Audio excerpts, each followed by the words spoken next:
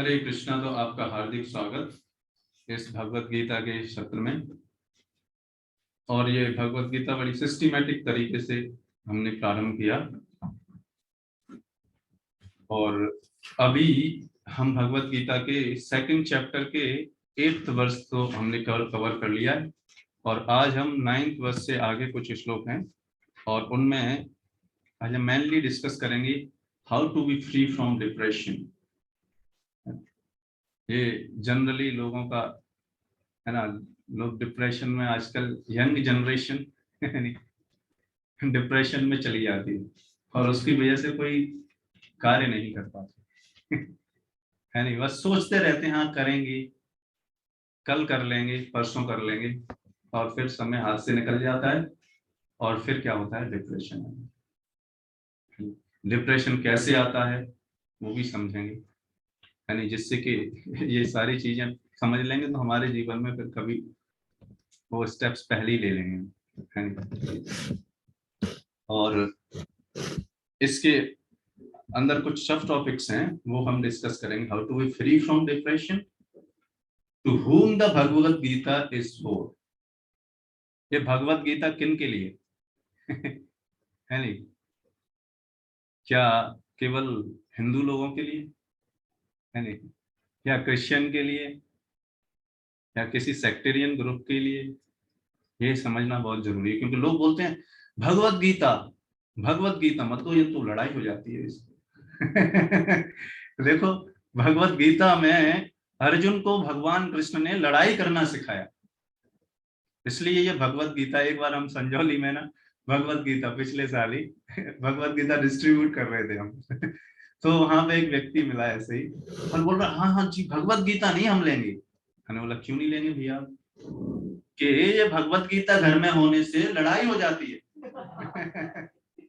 तो फिर हमने उसको समझाया घर में भगवत गीता होने से लड़ाई नहीं होती, लड़ाई का समाधान होता है तो बट जो भी हो वो भगवत गीता लेके नहीं गए वो कन्विंस्ड थे। तो ये इस टॉपिक में हम समझेंगे कि to whom the Bhagavad Gita is for, किसके लिए है ये भगवत गीता। और फिर हम समझेंगे what is the role of spiritual master.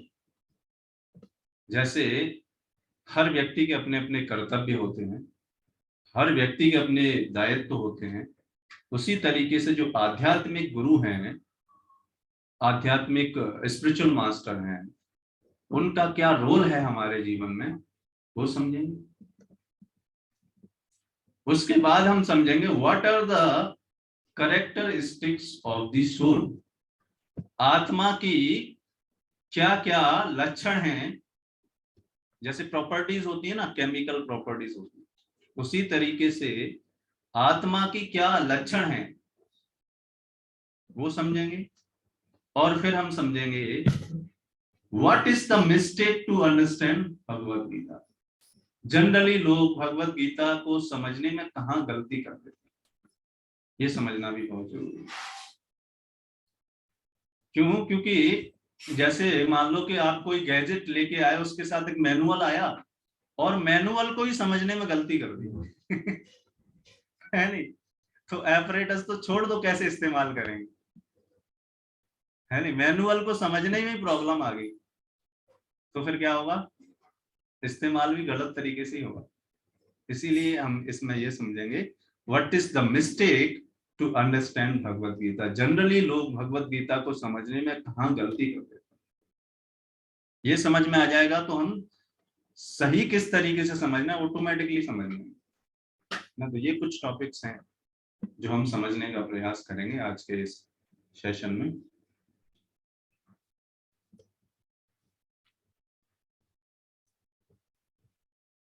तो ये श्लोक संजय बोल रहे हैं,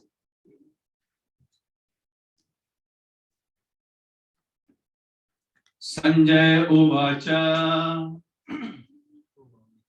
एवं मुक्त्वा ऋषिकेशं गुणाकेशः परन्तपः नायोत्स्यते गोविन्द मुक्त्वा तूष्णीं बभूवः। तो संजय क्या बोल रहे हैं, संजय ने कहा,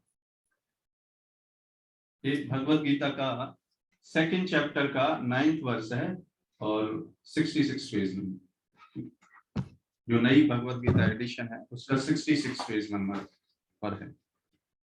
और आपके यहाँ पे जो है उनके सामने तो स्क्रीन पे है। तो संजय ने कहा, इस प्रकार कहने के बाद शत्रुओं का दमन करने वाला अर्जुन कृष्ण से बोले, क्या बोले, हे गोविंद, मैं युद्ध नहीं करूं, और चुप हो गए। ये स्टेटमेंट कौन बोलते पता है, जो डिप्रेशन में होते इसीलिए ये टॉपिक लिया, इसीलिए इसके हेडलाइंस इसीलिए दी गई है। जनरली आप देखेंगे क्या होता है, जैसे जनरली स्टूडेंट्स को डिप्रेशन आता है, और जो जो जिनके सिलेबस बहुत ज्यादा होते हैं, जैसे मेडिकल की पढ़ाई करते हैं या फिर आईआईटी की तैयारी करते हैं, जिनका कठिन सिलेबस होता है, उन स्टूडेंट को डिप्रेशन फेस करना पड़ता है। आपको क्यों फेस करना पड़ता है वो हम थोड़ा डिस्कस करते हैं क्योंकि वो यही स्टेटमेंट बाद में बोलते हैं कि मैं एग्जाम नहीं दूंगा और उनको वास्तव में डर लगने लगता है, उससे फोबिया सा हो जाता है उनको, है ना। तो वो होता क्यों है, जैसे एक प्रैक्टिकल केस डिस्कस करते हैं।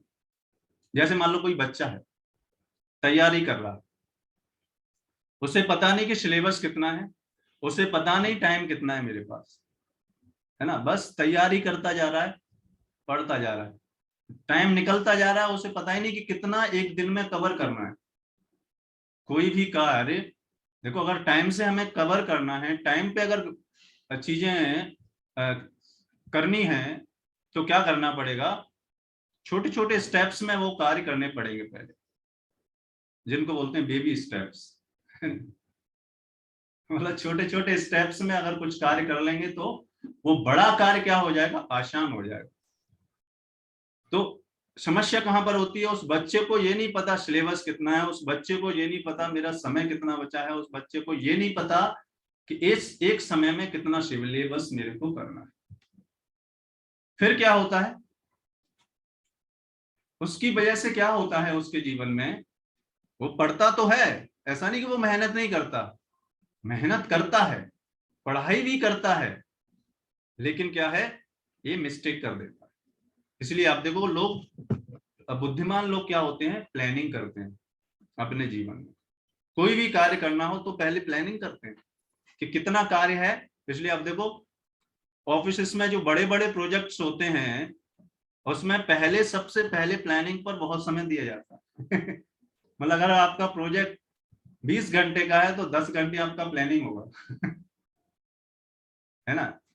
जैसे लोग बोलते हैं कि प्लानिंग में इतना समय क्यों, आपने वो कहानी तो सुनी होगी, है नहीं, दो लकड़हारे जंगल में गए और कुल्हाड़ी थी उनके पास। एक लकड़हारे ने क्या किया, पेड़ पेड़ में वो कुल्हाड़ी मारने लगा और उसे घंटा बीत गया। और दूसरा वाला लकड़हारा था, उसने क्या किया, वो सबसे पहले उसने एक पत्थर लिया और कुल्हाड़ी को थोड़ा अपना पहना गया, मतलब प्लानिंग की है नहीं। और वो यही प्लानिंग है, और क्या है। क्यों प्लानिंग, मतलब चीजों को देखना, विजनरी विजनरी व्यक्ति था वो। और वो बोल रहा है, वो पहले वाला, क्या मूर्ख की तरह तुम लकड़ी, ये समय क्यों बर्बाद कर रहे हो, काटो ना मेरी तरह फिर क्या होता है, फिर क्या होता है कि 15 मिनट वो कुल्हाड़ी अपनी पहनी करता है और वो काट रहा है, बहुत समय उसके पसीना पसीना हो रहा है। और जैसे ही इसकी कुल्हाड़ी पहनी हुई, इसने अपनी कुल्हाड़ी ली, खाट खाट एकदम 2 4 3 4 कुल्हाड़ी, और 15 मिनट में पेड़ टूट गया और वो अभी भी लगा हुआ है और वो पेड़ लेके चला इसको बोलते हैं क्या, प्लानिंग। ऐसे लोगों के जीवन में कभी डिप्रेशन नहीं आ सकता और ऐसे ही व्यक्ति जीवन में सक्सेसफुल होते। है ना। वो बात अलग है कि सक्सेसफुल का डेफिनेशन क्या है नहीं, बट कोई भी कार्य में अगर सक्सेसफुल होना है नहीं, तो ये प्लानिंग बहुत जरूरी है। तो जनरली जो तैयारी करने वाले जो स्टूडेंट्स हैं, यहाँ पर प्रॉब्लम क्रिएट फेस कर जाते हैं। फिर क्या होता है उनके जीवन में, सिलेबस देखो बढ़ता जा रहा है, समय कम आता जा रहा है, घर से प्रेशर है कि ये एग्जाम निकालना है, पैसे दे रहे हैं हम होता है कि नहीं होता है? ऐसा होता है, क्योंकि भाई पेरेंट्स पैसा लगा रहे हैं मेहनत करके, यानी आजकल 1 रुपया भी कमाने के लिए बहुत मेहनत करना पड़ता है, फ्री में नहीं कोई देता है नहीं। तो जब पेरेंट्स पैसा लगाते हैं तो घर से प्रेशर होता है, और अगर कोई गलत आदत है हमारे अंदर, है ना, तब तो समझ लो कि आधे से ज्यादा समय उस गलत आदत में चला जाएगा। सिलेबस तो कवर है नहीं, इधर उधर ढाबे पे बैठने में, इधर उधर कॉल करने में, या फिर फोटोज देखने में, यूट्यूब देखने में, है नहीं। यूट्यूब देखना है लेकिन सिलेबस के रिगार्डिंग देखना है नहीं। हम ये नहीं बोल रहे यूट्यूब नहीं देखना, यूट्यूब भी इंपॉर्टेंट है क्योंकि उसमें भी बहुत इंफॉर्मेशन है ना, बट किस रिगार्डिंग में देखना है ये बहुत इंपॉर्टेंट है नहीं। पता चला कि उस फोकस चीज से ही डिस्ट्रैक्ट हो गए हम, है नहीं, तो क्या समस्या में फंस जाएंगे। अब देखो क्या हो रहा है, समय निकलता जा रहा है, गलत आदत होने की वजह से और भी समय निकल गया, अब एग्जाम आ गया और हमारा पेपर तैयार नहीं। अब फिर क्या होता है, प्रेशर बनता है और हमें डर लगने लगता है। तो जो डिप्रेशन में जाते हैं उन वो सबसे पहले डरे हुए होते हैं, और सोशल स्टेटस भी है उनका कि समाज में क्या हम दिखाएंगे, है नहीं। डर की वजह से क्या होता है, भयभीत हो जाते हैं ऐसे लोग, और फिर क्या होता है, डर की वजह से जो थोड़ा बहुत पढ़ाई भी कर रहे थे वो भी नहीं कर पाते। क्यों? क्योंकि उनके दिमाग में क्या चल रहा है, अरे क्या होगा, क्या होगा, मैं नहीं कर पाऊंगा। फिर क्या होता है, डरे हुए रहते हैं, और फिर क्या होता है, फिर बोलते हैं यही स्टेटमेंट बोलते हैं जो अर्जुन बोल रहे है ना। मैं आपको उस स्थिति में लेके आया जहां पर अर्जुन है नहीं। मैं आपको एक बार फिर वो स्टेटमेंट पढ़ के सुनाता हूँ। क्या स्टेटमेंट है, हे गोविंद, मैं युद्ध नहीं करूंगा, मैं एग्जाम नहीं दूंगा। बच्चे ये बोलते है नहीं, अर्जुन के लिए युद्ध है, बच्चों के लिए युद्ध क्या है, एग्जाम्स हैं। और जो किसी प्रोजेक्ट में काम कर रहे हैं उनके लिए युद्ध क्या है, प्रोजेक्ट है है नहीं। जिनके पास बहुत वर्क प्रेशर होता है, जो जो सॉफ्टवेयर इंडस्ट्री में होते हैं वो भी डिप्रेशन में जाते हैं जनरली, क्योंकि डे डे नाइट नाइट में प्रोजेक्ट की डेडलाइंस हैं, वो खत्म करना है। तो ये स्टेटमेंट जब डरे हुए होते हैं, तो अर्जुन क्या थे, अर्जुन की स्थिति यही थी। वो युद्ध नहीं करना चाह रहे थे क्योंकि वो भयभीत थे, क्योंकि उनके सामने कौन थे, उनके रिलेटिव्स थे, इसलिए डर रहे थे।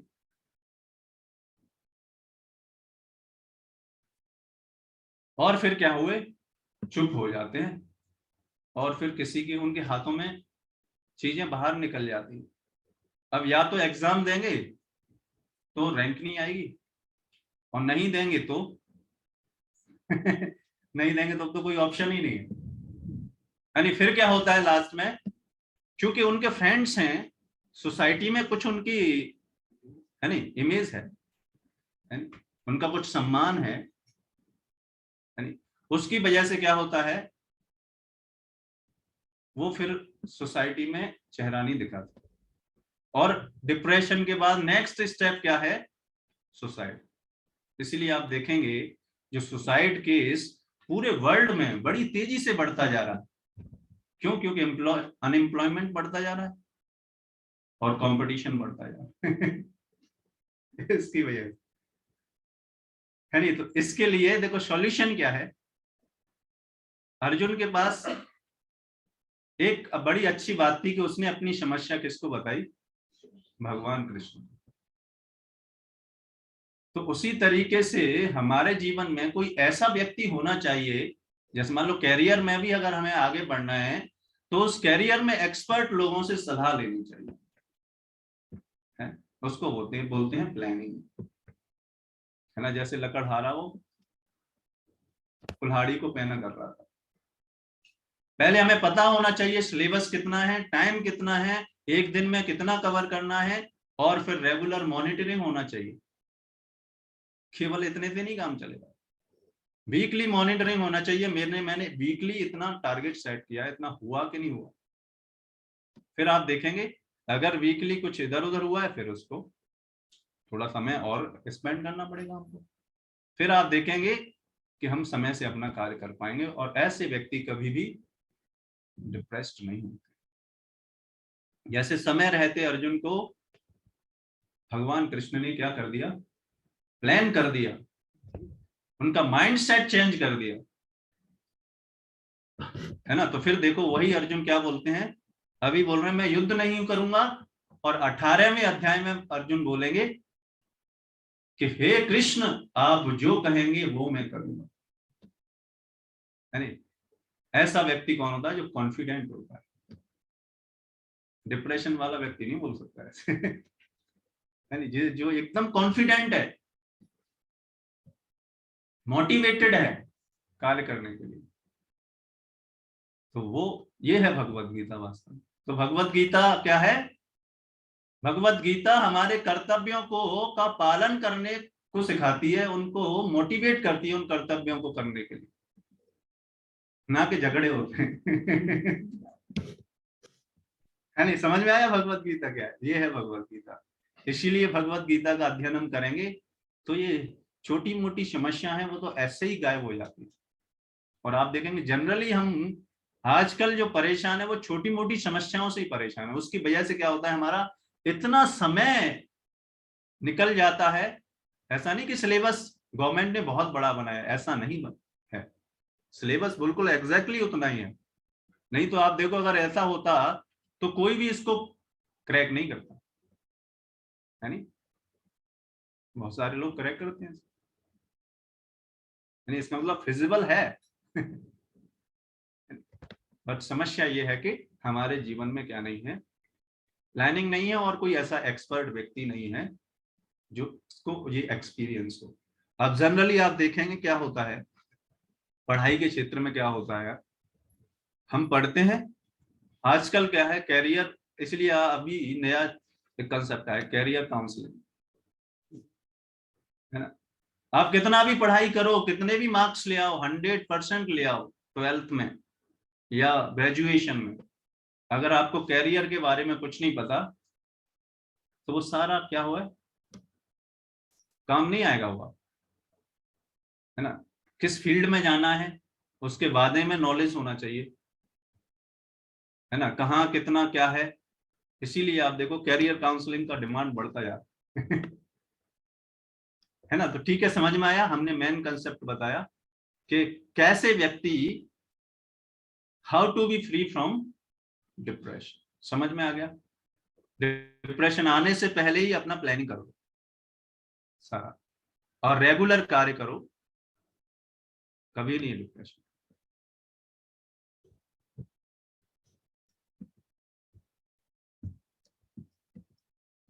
धृतराष्ट्र को यह जानकर परम प्रसन्नता हुई होगी कि अर्जुन युद्ध न करके युद्ध भूमि छोड़कर भिक्षाटन करने जा रहा, किंतु संजय ने उनसे पुनः यह कहकर निराश कर दिया कि अर्जुन अपने शत्रुओं को मारने में सक्षम है। तो जनरली आपने देखा है ना, जो हमारे एनिमीज होते हैं, यानी जब हम फेलियर्स होते हैं एनिमीज को बड़ी प्रसन्नता होती है।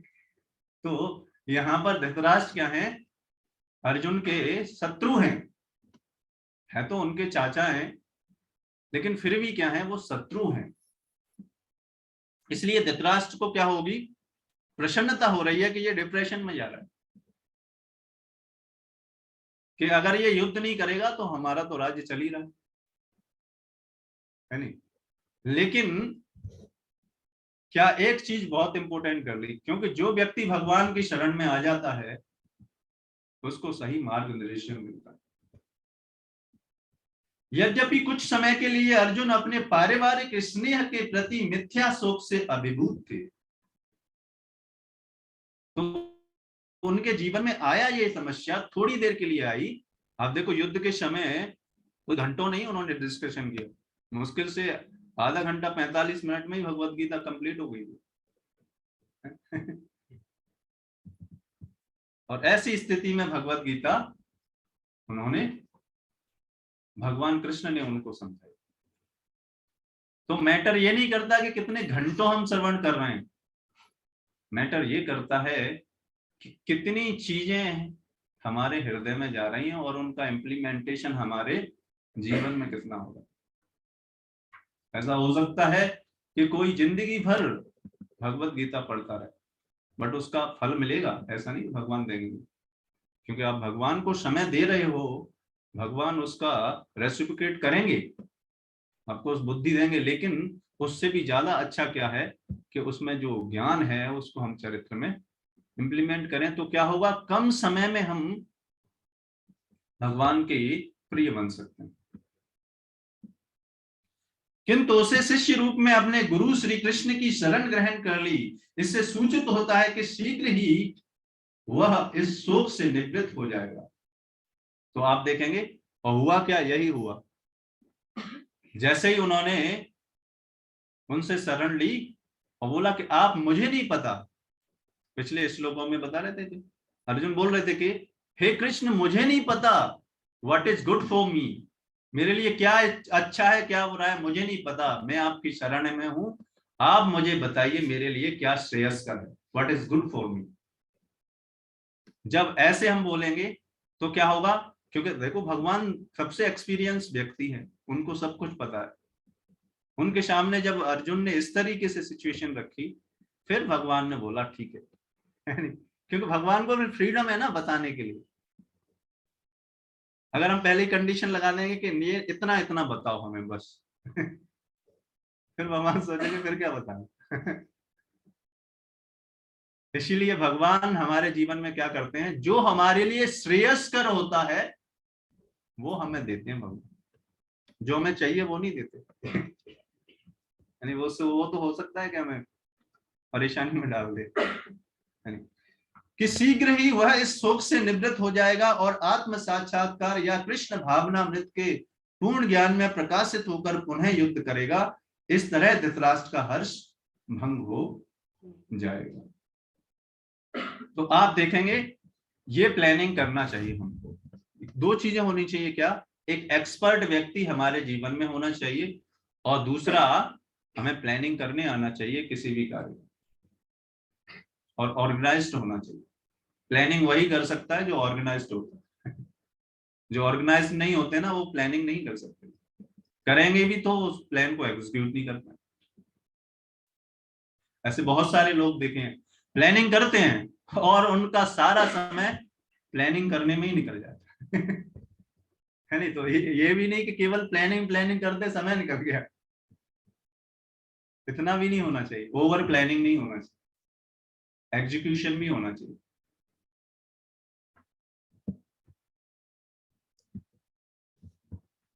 तो अब हम समझेंगे to whom the Bhagavad Gita is for. ये भगवत गीता है किसके लिए, किन किन के लिए, हम सबके लिए है या फिर जानवरों के लिए है नहीं, या फिर कुछ सेक्टेरियन लोगों के लिए है नहीं।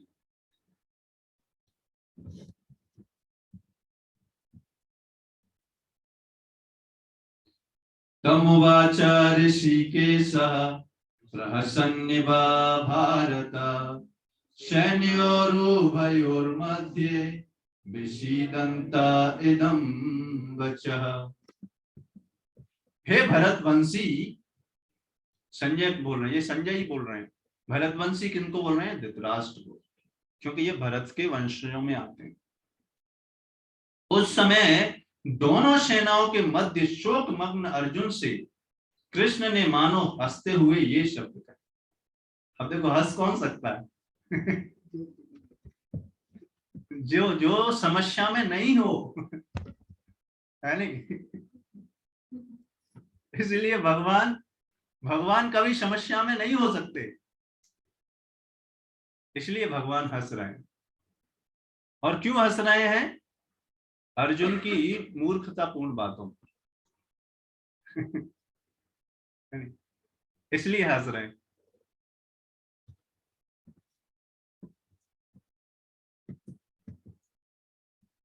दो घनिष्ठ मित्रों अर्थात ऋषिकेश तथा गुणाकेश के मध्य वार्ता चल रही थी। तो इससे पहले क्या डिस्कशन हो रहा था? दो मित्रों के बीच में, दो फ्रेंड बात कर रहे हैं। और फ्रेंड्स के जो बीच में बात होती है वो सीरियस बात नहीं होती।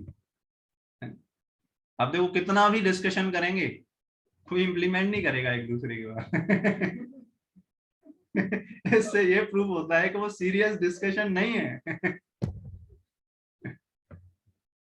मित्र के रूप में दोनों का पद समान था, किंतु इनमें से एक स्वेच्छा से दूसरे का शिष्य बन गए। अब क्या किया? अर्जुन ने भगवान को गुरु एक्सेप्ट कर लिया और वो उनके शिष्य बन गए। और जब गुरु और शिष्य के बीच में जब डिस्कशन होता है तो वो सीरियस और बहुत इंपॉर्टेंट डिस्कशन होता है ना। ऐसा हो सकता है कि हमारे जीवन में एक ही व्यक्ति के बहुत सारे रोल हो, है ना। जैसे आप देखेंगे माता पिता, है ना, शुरुआत में बचपन में वो गुरु होते हैं बच्चों, जब बड़े हो जाते हैं तो मित्र भी होते हैं उनके, है ना? क्योंकि जब बड़े होते हैं तो फिर उस तरीके से नहीं समझा सकते क्योंकि बच्चे बड़े हो गए। फिर वैसे नहीं डांट सकते जो बचपन में कान पकड़ के डांटते थे। है नहीं, क्योंकि जैसे ही बड़े होते हैं हमारा ईगो बढ़ जाता है, फिर अगर कान पकड़ेंगे तो फिर इसीलिए रिटेलिएशन होता है। तो यहां पर क्या है? शिष्य बन गए अर्जुन। कृष्ण हंस रहे थे क्योंकि उनका मित्र अब उनका शिष्य बन गया। सबों के स्वामी होने के कारण वे सदैव श्रेष्ठ पद पर होते हैं, क्योंकि भगवान क्या है? Krishna is the supreme personality of the God hand and he is the supreme controller. उनसे ऊपर कोई व्यक्ति नहीं है। मत्तः परतर न अन्यात् किंचित अस्यत् धनंजय। श्रीमद् भगवत गीता में भगवान कृष्ण बोलते हैं कि मुझसे बढ़कर कोई नहीं है। ऐसे कोई क्लेम नहीं कर सकता है ऐसे। यानी हम में से कोई व्यक्ति ऐसे बोल के दिखाए, कोई नहीं बोल सकता। कृष्ण इतने बड़े व्यक्ति हैं, he is the supreme controller, he can speak, इसलिए वो बोल रहे हैं। तो भी भगवान अपने भक्त के लिए सखा, पुत्र या प्रेमी बनना स्वीकार करते हैं। आप सोचो, इतने बड़े व्यक्ति हैं फिर भी वो कितने दयालु हैं कि वो हमारे मित्र बनना स्वीकार करते हैं, हमारे प्रेमी बनना स्वीकार करते हैं, हमारे पुत्र बनना स्वीकार करते हैं। इतने बड़े व्यक्ति हैं।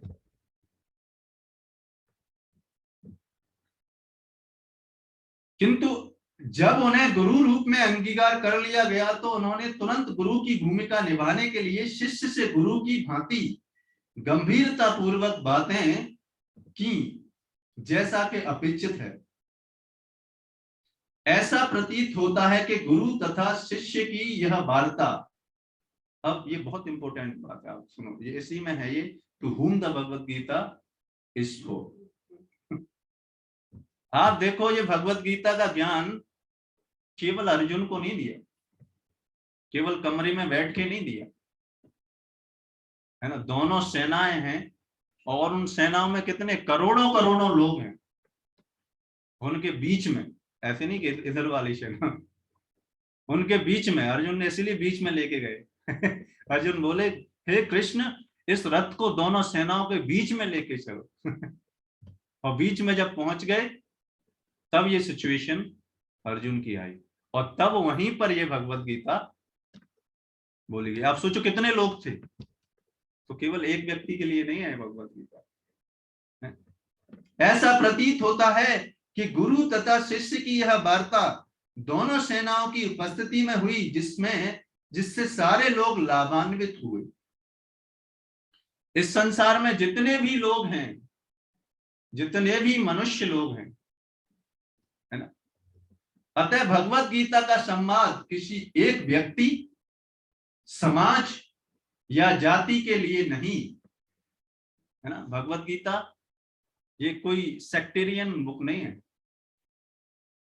जैसे लोग बोलते हैं ये हिंदुओं की बुक है, इसे केवल हिंदू ही पढ़ते हैं। नहीं, आप देखो, हिंदुओं का खून, मुसलमानों का खून, क्रिश्चियनों का खून क्या अलग अलग होता है? किसी का ग्रीन होता है, सबका रेडी होता है नहीं? क्या वो मनुष्य नहीं? सब मनुष्य हैं। जस्ट अपने अपने बिलीफ सिस्टम के हिसाब से उन्होंने अपने को कैटेगराइज कर लिया कि हम हिंदू हैं, जबकि आप देखेंगे शास्त्रों में ऐसा कोई कंसेप्ट नहीं। शास्त्रों में तो बताते हैं कि we are not this body, we are the soul, यानी हम जिस शारीरिक लेवल पर आइडेंटिफाई करते हैं और डेजिग्नेट करते हैं कि मैं किस परिवार में जन्मा, और उससे हम अपने आप को समझते हैं मैं हिंदू, मैं हूं, मैं इस समाज का हूं, यानी मैं इस समाज का हूं, मैं इस जाति का हूं, यानी इस तरीके से कैटेगराइज कर लेते हैं। लेकिन यहां पर क्या बताया जा रहा है? भगवत गीता का संवाद किसी एक व्यक्ति, समाज या जाति के लिए नहीं, अपितु सबों के लिए है। सबों के मतलब फॉर ऑल, जितने भी मनुष्य हैं सबके लिए।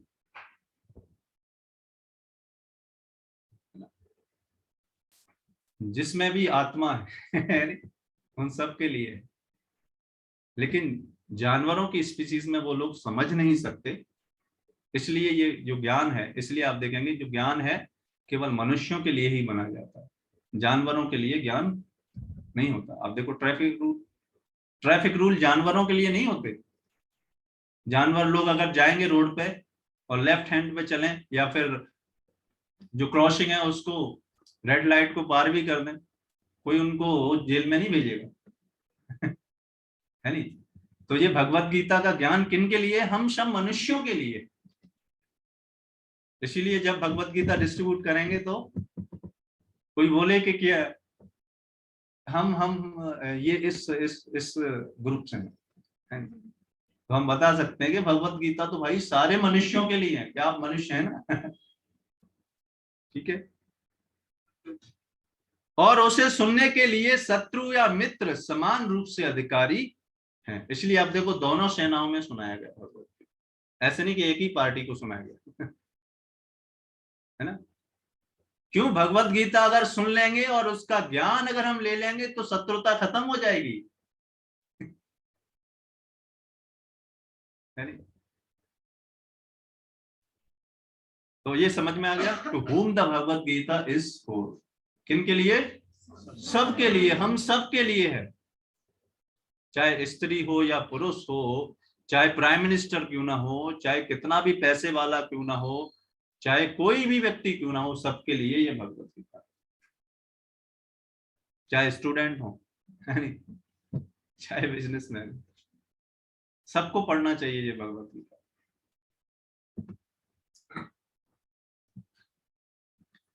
तो अब हम समझेंगे what is the role of spiritual master. जो आध्यात्मिक गुरु होते हैं उनका क्या रोल होता है, हम क्या उनसे एक्सपेक्ट करते हैं है नहीं? क्योंकि जनरली ऐसा हो सकता है कि हम कुछ अलग ही उनसे एक्सपेक्ट कर रहे हो। जैसे आपने देखा होगा लोग साधुओं के पास जाते हैं, मेरी बीमारी ठीक कर दो। अरे भैया आप बीमार हो, डॉक्टर के पास जाओ है नहीं? वो दवाई दे देगा है नहीं?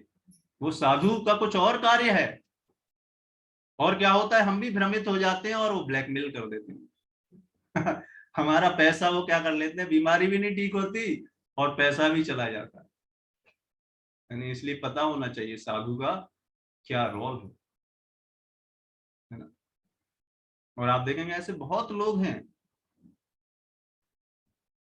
गुमराह हो जाते हैं है ना, क्योंकि उनको पता नहीं। श्री भगवान उवाच असोचानवसोचस्त्वम् प्रज्ञावादाश्च भाष्यसे गतासु न गतासु च नानुशोचन्ति पंडितः। श्री भगवान ने कहा, तुम पांडित्य पूर्ण वचन कहते हुए उनके लिए शोक कर रहे हो जो शोक करने योग्य नहीं है। जो विद्वान होते हैं वे ना तो जीवित के लिए और ना ही मृत के लिए शोक करते। क्यों विद्वान लोग क्यों नहीं ऐसा करते? क्योंकि विद्वान लोगों के जीवन में ऐसी समस्याएं आती नहीं। आने का मतलब ये है कि वो उन समस्याओं से प्रभावित नहीं होते। जैसे आप देखेंगे सर्दी गर्मी आती है तो सबके लिए एक समान होती है, लेकिन जो धीर मनुष्य होते हैं उनसे प्रभावित नहीं होते। नहीं तो आप देखो कोई सर्दी के बारे घर से नहीं निकलना, हम पढ़ने नहीं जाएंगे। अब ऐसे कोई सोचेगा तो कोई भाई कुछ कार्य कर पाएगा? वो नहीं कर पाएगा। इसलिए जो धीर और विद्वान मनुष्य होते हैं वो इन परिस्थितियों से, चाहे परिस्थितियां फेवरेबल हो या अनफेवरेबल हो, वो प्रभावित नहीं होते। उनको जो कार्य करना है वो करेंगे।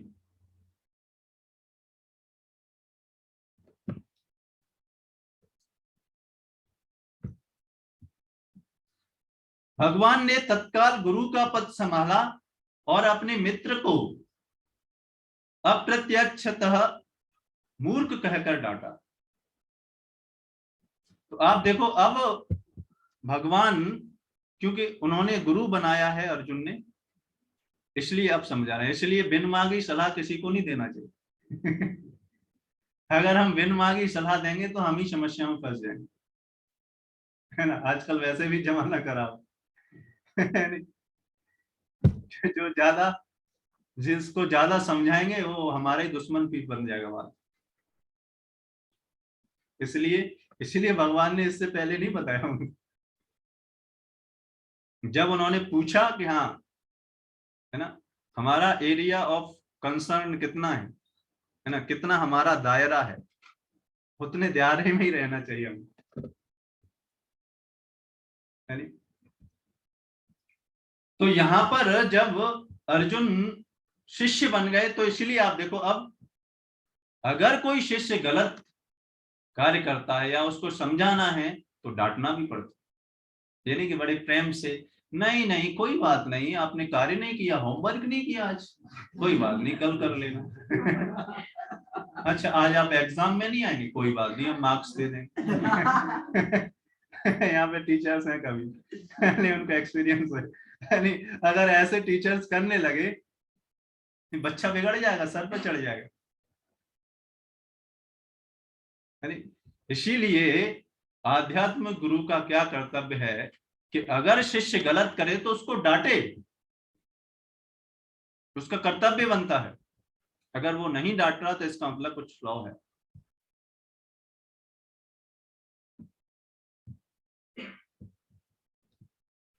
और कौन लोग नहीं डांट पाते? जो ज्यादा फॉलोअर्स की उसमें रहते हैं, क्योंकि उनको ज्यादा अगर फॉलोअर्स चाहिए तो क्या हो, तो सही सिद्धांत नहीं बताएंगे, है नहीं। सही सिद्धांत अगर नहीं बताएंगे, और लोगों को आजकल क्या है, अगर सही चीज बताओ तो लोग भाग जाते हैं। है नहीं। हाँ, बट तरीका कैसा होना चाहिए, उसमें बस सिद्धांतों से कंप्रोमाइज नहीं होना चाहिए। डिटेल्स थोड़ी बहुत हो सकती है, उसी सिद्धांतों पर लाना चाहिए उसको, है नहीं। जैसे मान लो कि कोई व्यक्ति ये नहीं एक्सेप्ट करे, हम उसे ये समझ में ही नहीं आ रहा कि मैं ये आत्मा नहीं, हम शरीर ही हैं, तो हम उनको ये नहीं बोल सकते कि नहीं नहीं ठीक है, आपकी नहीं समझ में आ रहा, हम शरीर ही। ऐसे नहीं बोल सकते, यानी सिद्धांतों से कंप्रोमाइज नहीं होना चाहिए। हाँ, उनको समझाने के लिए एग्जाम्पल बहुत दे सकते हैं हम। जैसे बच्चे हैं, बच्चों को बच्चों के लेवल के हिसाब से एग्जाम्पल देने पड़ेंगे, है नहीं। आप देखो जीवन में हमें कैसे अच्छी तरह चीजें समझ में आती है। जो चीजें हमारे एक्सपीरियंस में हैं, उन एक्सपीरियंस चीजों से जब एग्जाम्पल देते हैं तो हमारी समझ में बड़ी आसानी से आती है। जैसे बच्चे को जितना एक्सपीरियंस है, उस चीजों से रिलेटेड अगर हम समझाएंगे, एग्जाम्पल देंगे, बच्चे को बड़ी आसानी से समझ में आ जाए, और बड़े लोगों को जो चीजें अभी करेंटली चल रही हैं उससे आप समझाएंगे तो बड़ी आसानी से समझ में आ जाए। तो बस ये डिटेल डिफरेंस हो सकती है, लेकिन सिद्धांत नहीं चेंज हो सकता। तो गुरु का क्या कर्तव्य है कि वो सिद्धांतों, शास्त्रों के सिद्धांतों को वेरिएट नहीं कर सकता, वही सिद्धांत बताएंगे। और अगर शिष्य कुछ गलती कर रहा है तो उसको डांटना पड़ेगा, जैसे यहाँ पे आप देखो, और अपने मित्र को अप्रच्छत मूर्ख कहकर डांटा। इसी श्लोक में तो बोला अभी, क्या तुम पंडितों की तरह बात करते हो? अर्जुन को बोल रहे हैं पंडितों की तरह बात करते हो हैं, और बातें हो तो पंडितों की तरह, लेकिन जो आप बोल रहे हो वो क्या है, लेकिन आपके एक्शन में क्या है? एक्शन से ऐसा लगता है कि मूर्ख होगा। इसलिए डांट रहे हैं यहाँ पर भगवान, और ये गुरु का कर्तव्य है एक। उन्होंने कहा तुम विद्वानों की तरह बातें कर रहे हो, किंतु तुम यह नहीं जानते जो विद्वान होता है, अर्थात जो यह जानता है कि शरीर तथा आत्मा क्या है ना, what is the difference between soul and the body.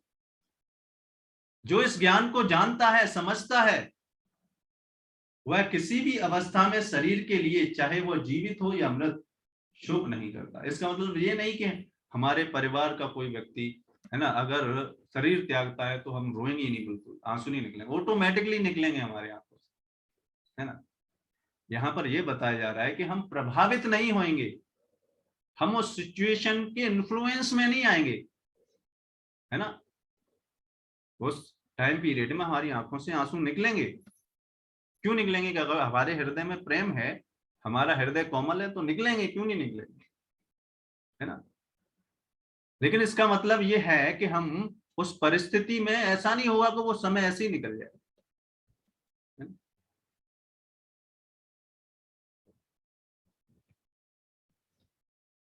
अगले अध्यायों से यह स्पष्ट हो जाएगा कि ज्ञान का अर्थ पदार्थ तथा आत्मा एवं दोनों के नियामक को जानना है।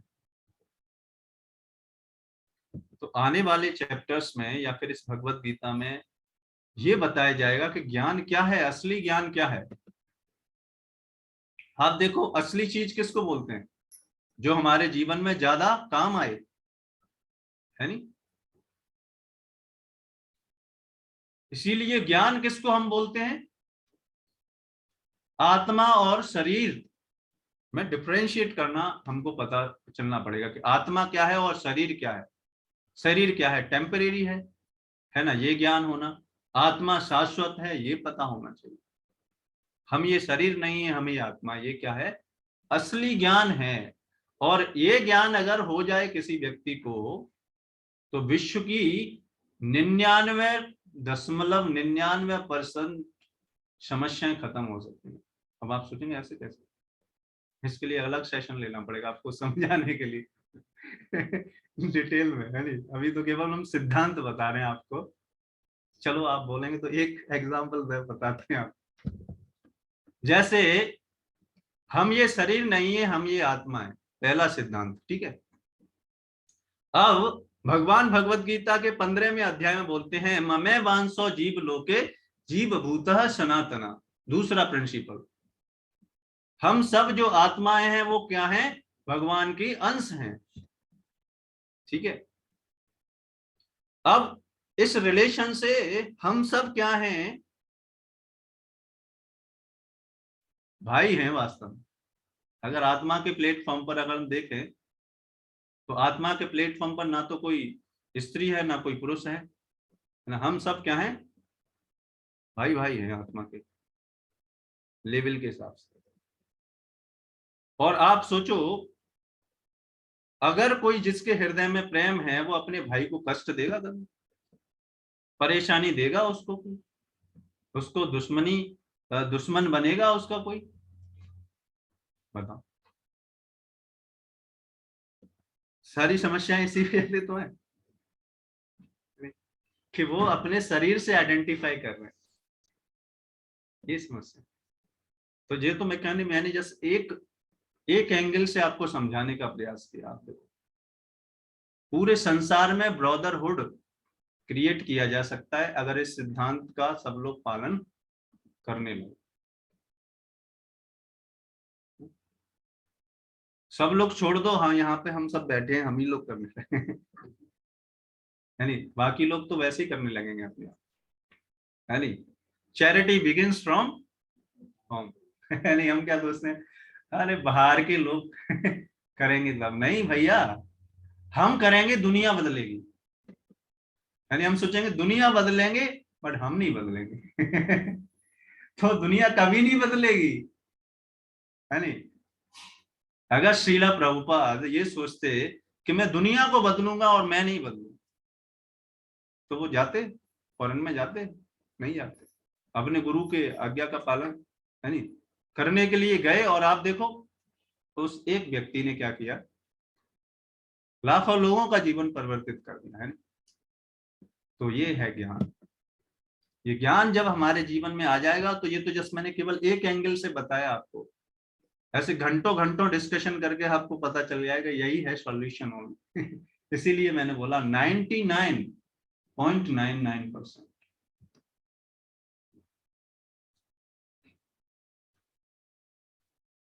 किंतु उसे यह ज्ञात न था कि पदार्थ, आत्मा तथा परमेश्वर का ज्ञान धार्मिक सूत्रों से भी अधिक महत्वपूर्ण है।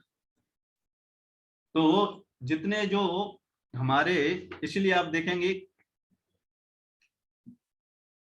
कुछ कर्तव्य ऐसे होते हैं हमारे जीवन में, जैसे फैमिली के कर्तव्य हैं, और बहुत और ऐसे कुछ कर्तव्य होते हैं जो हाईएस्ट होते हैं। इसलिए यहाँ पे बताया जा रहा है कि आत्मा परमेश्वर का जो ज्ञान है वो धार्मिक सिद्धांत, मतलब साधारण धार्मिक सिद्धांतों से भी ऊपर है।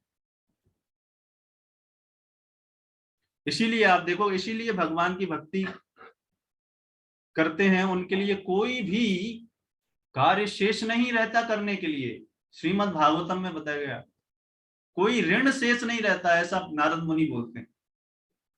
क्यों बोलते हैं वो? इसलिए बोलते हैं कि वो इस ज्ञान के आधार पर अपने जीवन को अपनाता। जो व्यक्ति अपना सारा जीवन भगवान को दे देता है और उनके अनुसार चलता है, उसके लिए संसार का कोई कर्तव्य शेष नहीं रहता।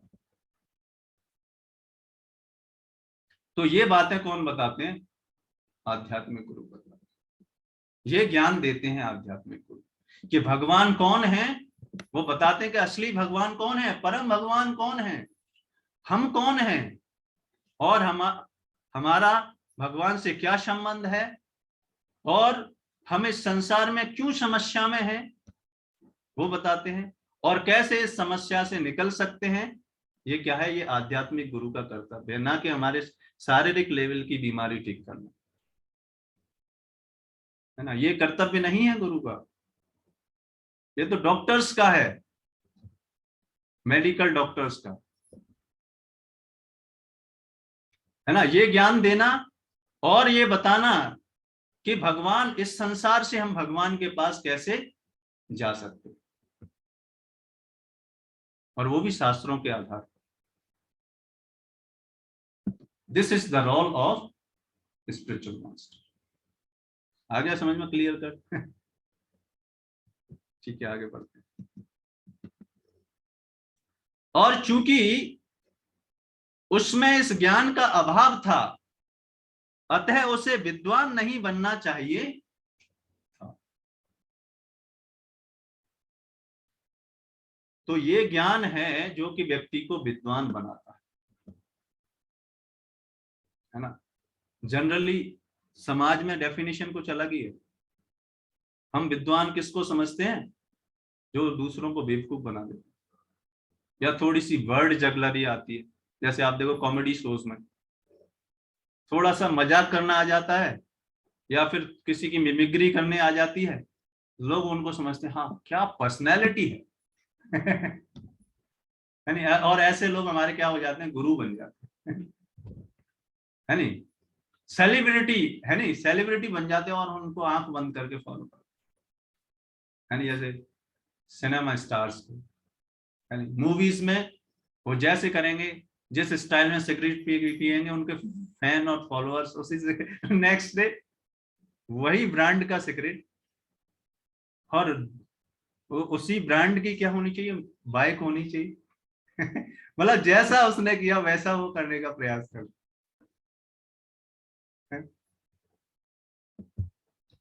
तो विद्वान नहीं है वो लोग। विद्वान का परिभाषा ये है, वास्तव में ये है असली ज्ञान।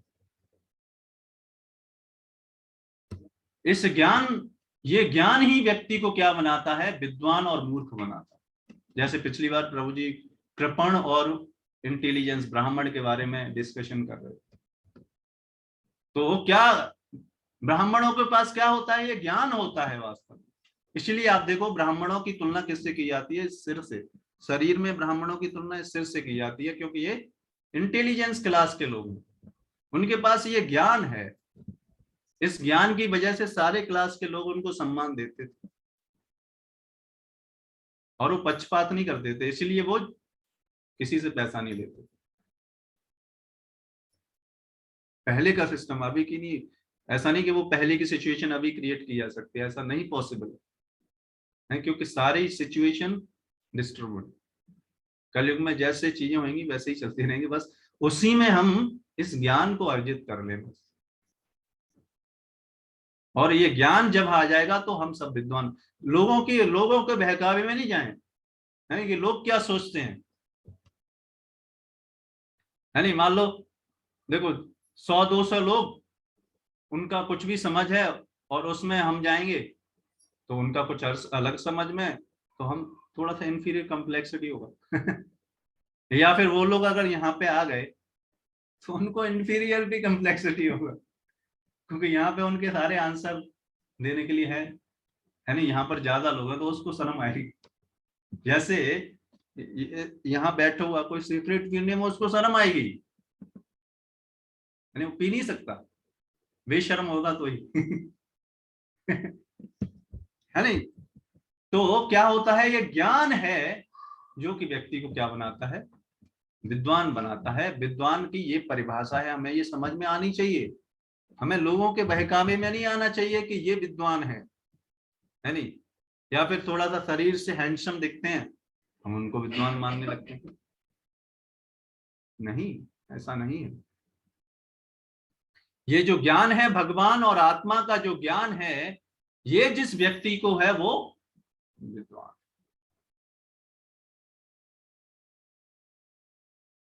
क्यों? क्योंकि यही तो जीवन का, यही तो काम आएगा वास्तव में।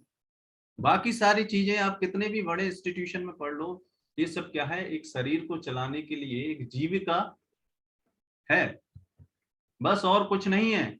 आप देख लिए उसके, और वो जीविका चलाने के लिए हम कितना समय लगा देते हैं। आप देखो कैरियर सेट होने में ही 30-35 साल लग जाती है आजकल। कितना समय बचा, 70 ईयर्स से 35 ईयर्स बचे, और उसमें भी मैरिज किया तो कितना है नहीं, और 20-25 साल निकल गए। क्योंकि अगर आप रेस्पॉन्सिबिलिटी ले रहे हो तो फिर दूर नहीं भाग सकते रेस्पॉन्सिबिलिटी से। परवरिश करनी पड़ेगी बच्चों की, उनको पढ़ाना लिखाना पड़ेगा, है नहीं। फिर आपके पास कितना बचा समय? है नहीं। तो ये जो ज्ञान है वो बनाता है क्या, हमको विद्वान बनाता है। इसीलिए इसीलिए आप देखो, ये ज्ञान वितरित करते हैं कौन, स्पिरिचुअल मास्टर। इसीलिए इनको भगवान के समान सम्मान दिया जाता है आध्यात्मिक, इसलिए दिया जाता है, ये वजह है। इसीलिए उनको बोला जाता है he is the representative of the supreme personality of God है। इसलिए ये रोल है उनका। इसलिए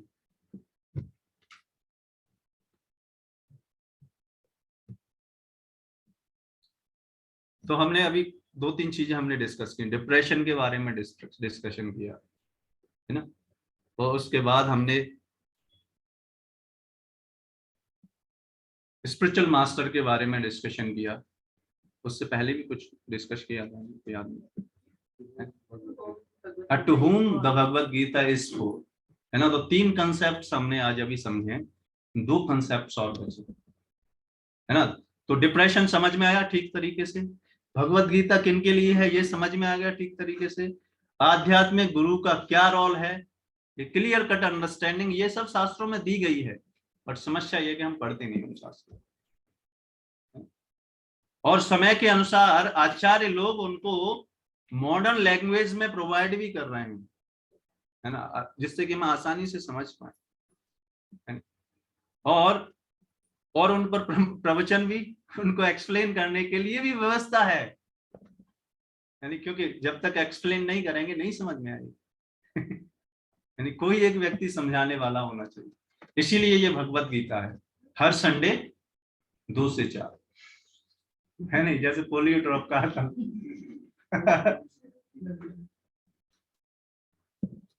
तो हर रविवार 2 से 4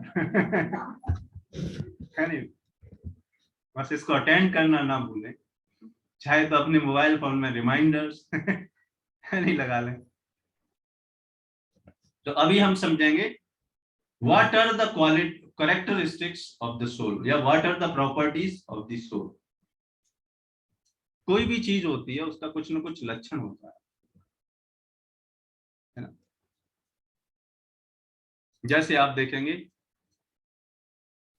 ये मृदंग है ना, रखा हुआ, इसका क्या लक्षण है, जिसको बजाएंगे तो आवाज आएगी, है ना, इसका लक्षण है।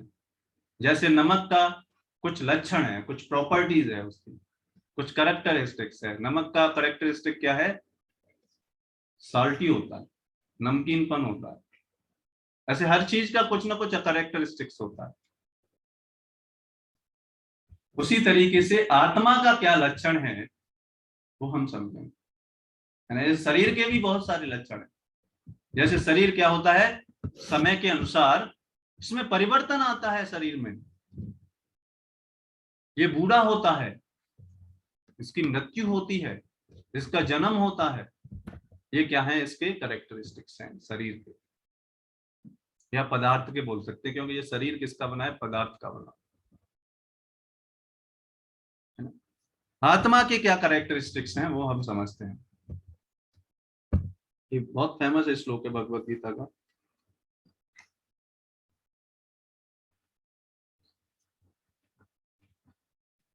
न त्वेवाहं जातु नाशं न त्वं नेमे जनाधिपा न चैव न भविष्यामः सर्वे वयमादितः परम।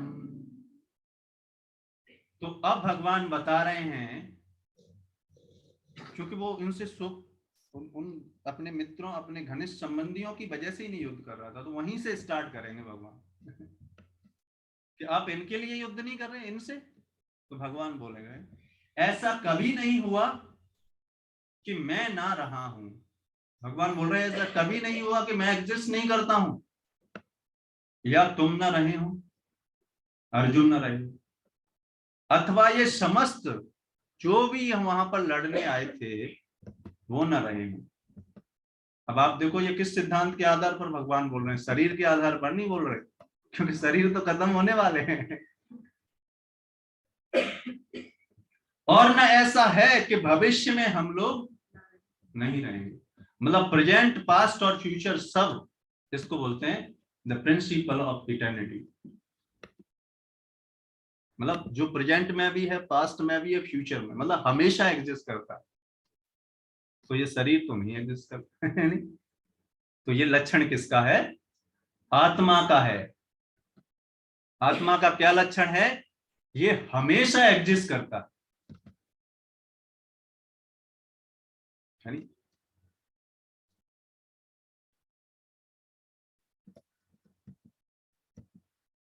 वेदों में, कठोपनिषद में और श्वेताश्वर उपनिषद में भी कहा गया है कि जो श्री भगवान असंख्य जीवों के कर्म तथा कर्म फल के अनुसार उनकी अपनी अपनी परिस्थितियों में पालक हैं, वही भगवान अंश रूप में हर जीव के हृदय में वास कर रहे हैं। केवल साधु पुरुष जो एक ही ईश्वर को भीतर बाहर देख सकते हैं पूर्ण और शाश्वत शांति प्राप्त कर सकते हैं। इसीलिए जो भगवान के भक्त होते हैं वो हमेशा शांत रहते हैं। अब ऐसा नहीं होगा कि कल से हम जब करने लगे और हम एक्सपेक्ट करें कि प्रभु जी आपको गुस्सा कैसे आ गया, आप तो जब कर रहे हैं। ऐसे ऐसे नहीं हमको विजन करना चाहिए, हमें अपने को यानी इसलिए दूसरे की पाली में नहीं जागना चाहिए। अपनी नैया देखो कितनी डूब रही है पहले नहीं तो क्या होगा, बढ़ नहीं पाएंगे। इसलिए कंपटीशन दूसरों से नहीं करना चाहिए, कंपटीशन अपने से करना चाहिए। दूसरों से कंपटीशन करेंगे तो डिप्रेशन में जाएंगे। क्यों? क्योंकि आपका काम करने का तरीका, आपकी बुद्धि, भगवान ने सबको इंडिविजुअल है, अलग अलग क्षमता है सब व्यक्ति की। और अगर हम किसी ज्यादा क्षमता वाले व्यक्ति से हम कंपटीशन करेंगे तो क्या हुआ, समस्या।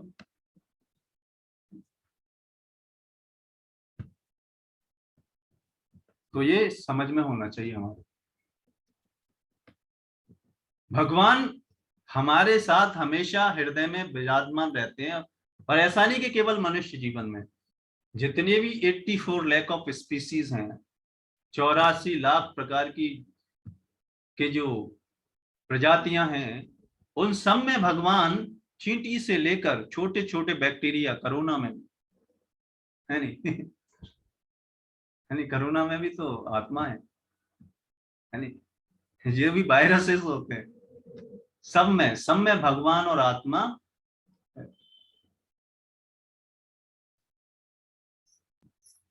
नित्यो नित्यानाम चेतनस चेतनानाम एको बहुनाम यो विदधाति कामान तमातस्थम ये अनुपश्यन्ति धीरास्तेषाम शांति शास्त्रवती नेतरेषाम। ये कठोपनिषद के दूसरे भाग के दूसरे अध्याय के 13वें श्लोक में बताया गया है। क्या बताया गया है? जो वैदिक ज्ञान अर्जुन को प्रदान किया गया वही विश्व के उन पुरुषों को प्रदान किया जाता है जो विद्वान होने का दावा करते हैं। तो यही ज्ञान है जो विद्वान होते हैं उनके पास ये ज्ञान होता है। किंतु जिनकी ज्ञान राशि न्यून है, न्यून मतलब जीरो है, भगवान यह स्पष्ट कहते हैं कि वे स्वयं अर्जुन तथा युद्ध भूमि में एकत्र सारे राजा शाश्वत प्राणी हैं। तो भगवान बोल रहे हैं कि हम सब क्या हैं, भगवान को छोड़कर, यानी भगवान परम आत्मा है भगवान आत्मा नहीं है, भगवान क्या है, परम आत्मा है। हम सब मतलब भगवान को छोड़कर युद्ध में जितने भी लोग थे उनके लिए भगवान बोल रहे हैं क्या है, सब आत्मा है और वो हमेशा एग्जिस्ट करते हैं और सब इंडिविजुअल हैं। ऐसे नहीं कि एक आत्मा दूसरे में मिल जाएगी, नहीं, ऐसा नहीं। इसीलिए आप देखो, आपका नाम क्या है? अजय। और आपका नाम क्या है? राहुल। अजय और राहुल, ऐसा हो सकता है इस संसार में शरीर में समानता मिल जाए, ऐसा हो भी सकता है नहीं, लेकिन नेचर नहीं मिलेगा। इसीलिए बोला जाता है व्यष्टि आत्मा। व्यष्टि मतलब इंडिविजुअल, क्योंकि हमारे नेचर में डिफरेंस है। और वो भी क्यों बनाया भगवान ने? क्योंकि भगवान हमसे अलग अलग तरीके से आनंद लेना चाहिए। इसीलिए तो बोला जाता है variety is the mother of enjoyment. इसीलिए इतनी सारी वैरायटी की आत्मा है। क्यों? क्योंकि भगवान इन सारी आत्माओं से आनंद लेना चाहते हैं। हम भगवान के आनंद के लिए बने हैं बस हम, और उनके लिए जब हम सेवा करेंगे तो हमको रेसिप्रोकेशन में बहुत आनंद मिलेगा। जैसे जब हम अपनी माँ की सेवा करते हैं तो हमको आनंद मिलता है नहीं? क्यों? क्योंकि माँ ने हमारी सेवा की है।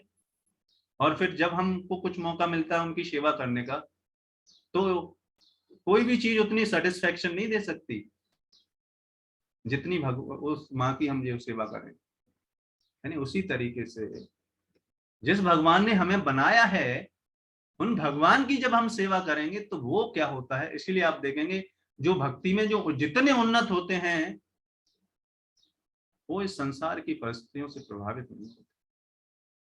क्यों? क्योंकि वो इस आनंद के स्तर पर पहुंच चुके हैं। तो ये क्या है?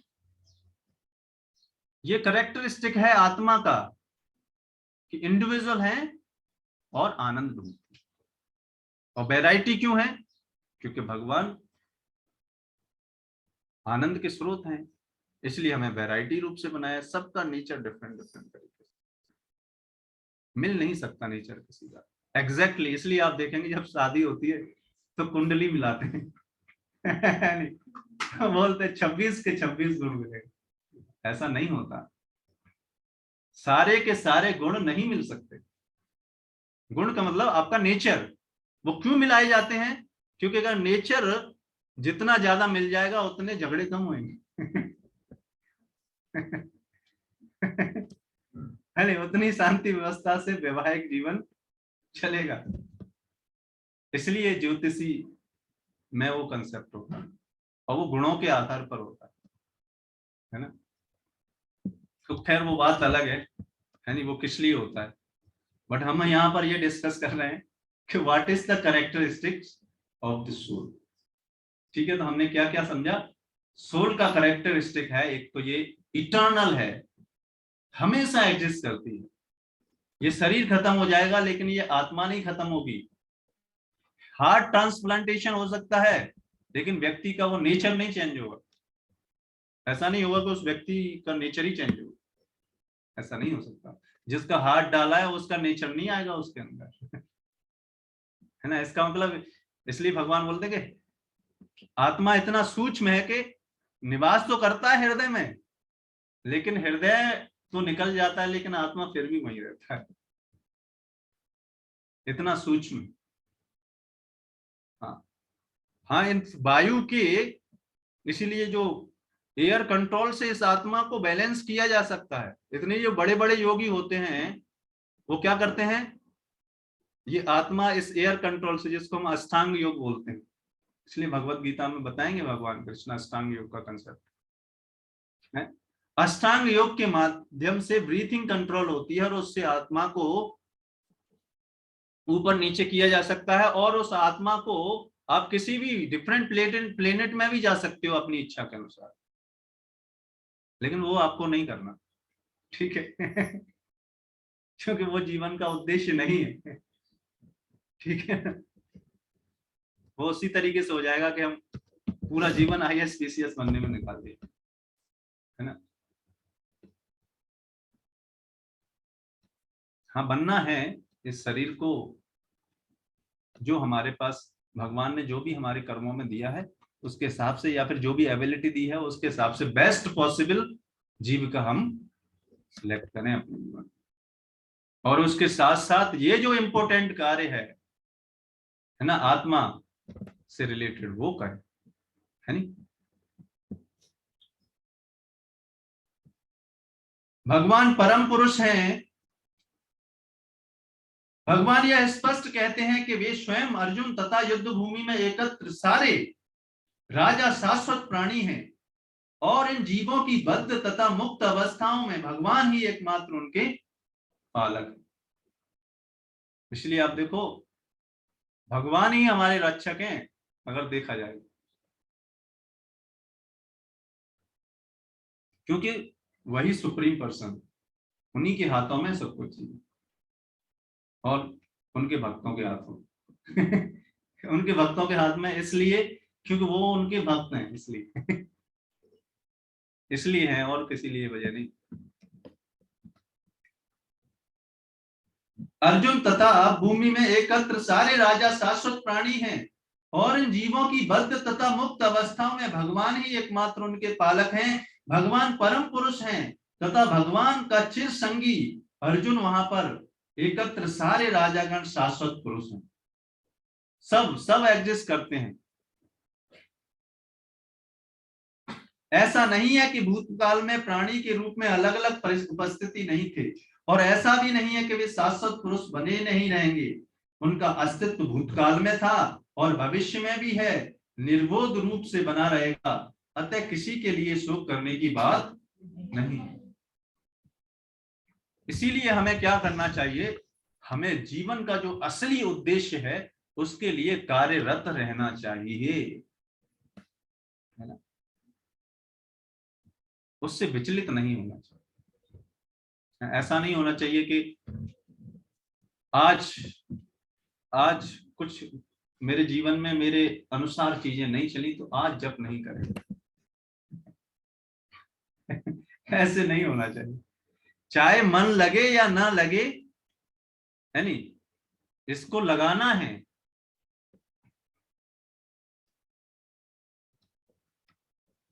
तो फिर क्या होगा, ये आत्मा के जो लक्षण है वास्तव में जो शाश्वत है आत्मा, जब आपको ये पता चल जाएगा, आप देखो आदि समस्या कैसी खत्म हो जाती है।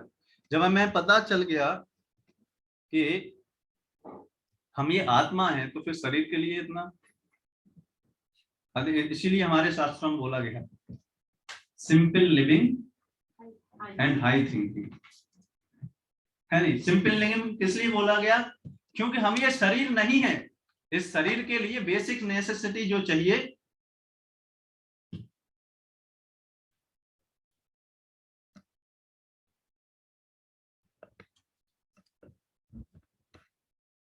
मैं क्या डिस्कस कर रहा था वो उसमें चला गया मैं। Simple living and high thinking,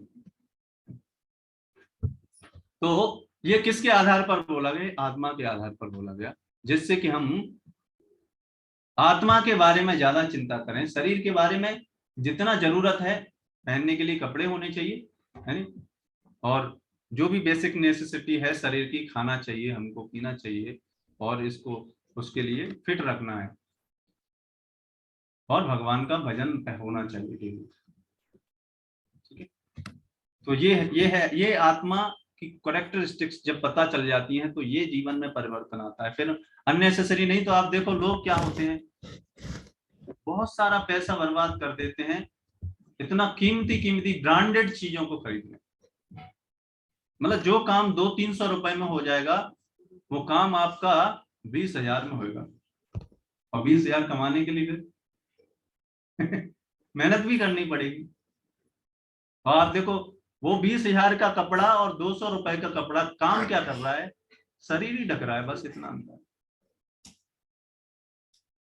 तो हमारे इंडियन कल्चर और वेस्टर्न कल्चर में ये डिफरेंस, वेस्टर्न कल्चर 20,000 का कपड़ा खरीदने के लिए प्रमोट करता है हमको, और इंडियन कल्चर क्या प्रमोट करता है कि आप 200 रुपए में काम निकाल लो भैया, ज्यादा मेहनत मत करो, समय बचाओ, और इसको जीवन जिसके लिए बना है उसके लिए इस्तेमाल करो। तो ये कौन कर सकता है, जिसको ये प्रॉपर्टीज पता होंगी आपको।